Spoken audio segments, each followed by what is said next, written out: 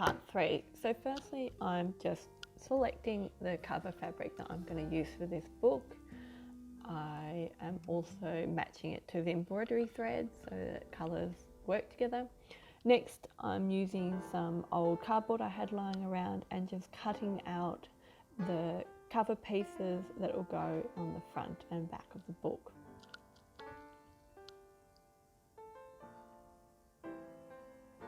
Next, I'm making sure that they line up with the book. I like to have a little bit of overhang at the front so that the pages don't extend beyond the cover. Next, I'm using a binding tape to attach the cover onto the spine.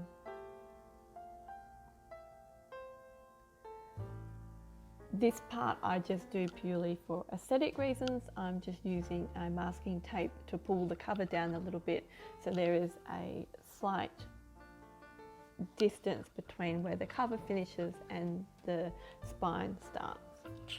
The next, I am fitting the fabric to the book. I'm making sure that I'm closing the book often so that the fabric still fits nicely when the book is closed, where you need the maximum amount of fabric. Again, I like to use a lot of masking tape here because it holds the fabric in place, especially when it is a smooth fabric like this, which is a silk.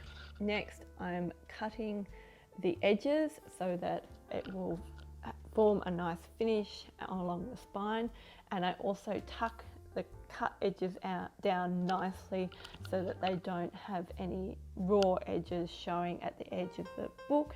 So the raw edge is a little bit further down and I can glue that down and hide that behind the flyleaf. So the next stage is I start the gluing, so I take off the masking tape that I've put to hold it in place, and just using again a PVA glue, I will glue down the covers starting from the end. I find with this process you use a lot of glue, but you also have to be careful that the glue doesn't soak through to the front of the book, because depending on the fabric you use, it can cause a discoloration, as in you can see the glue on the front if it comes through. So making sure it's to the edge but also not in excess so that it goes through onto the other page. And I'm just making sure the inside cover is just really well glued down because you don't want it moving at all.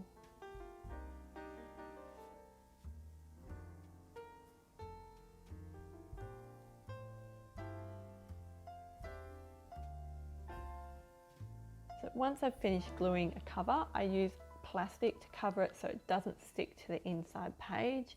I'm just simply using a piece of shipping bag that I got in the mail, so it's just recycled, reusing some plastic that I've got hanging around because the glue doesn't stick to the plastic, so you don't have a problem with it peeling off.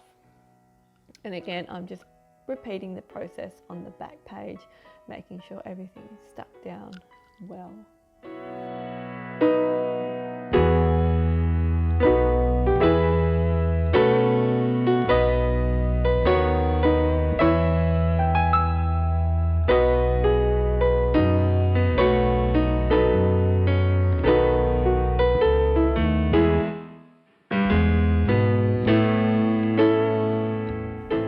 Again, putting the plastic on this side as well, then I leave it to dry before removing the plastic and making sure that I leave the book open so any glue that hasn't dried fully will dry now that it gets a little bit more airflow.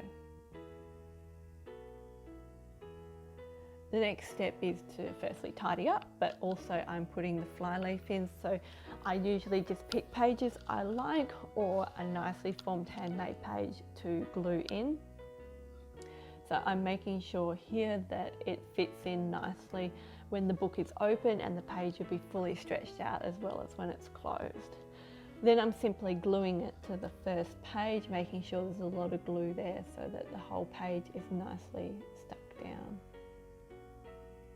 I'm using my scissors here. I've also got a shark's tooth which I use sometimes to press down where I've glued, or if I'm making a really sharp crease.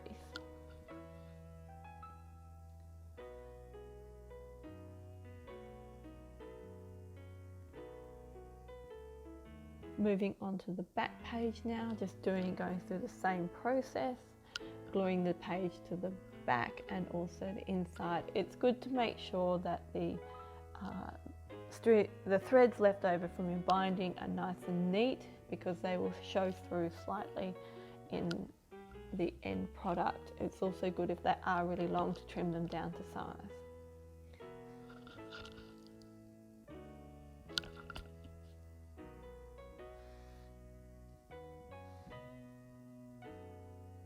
Once I've finished this, I simply put it aside to dry, making sure that the glue isn't going anywhere it doesn't need to be. I've also glued down the edges of the spine binding here just to make it a little bit more neat.